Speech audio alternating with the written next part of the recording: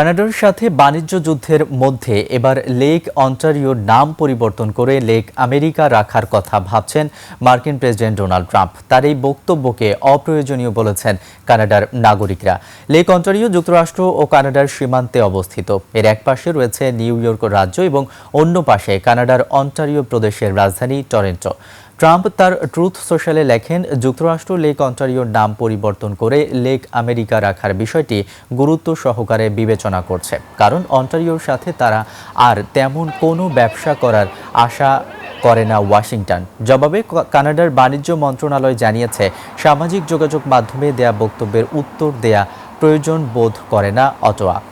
এর আগেও ভৌগোলিক স্থানের জাতীয়তাবাদী নামকরণের চেষ্টা করেছেন ট্রাম্প। 2025 সালে একটি নির্বাহী আদেশ জারি করে মেক্সিকো উপসাগরকে গালফ অফ আমেরিকা হিসেবে উল্লেখ করার নির্দেশ দেন।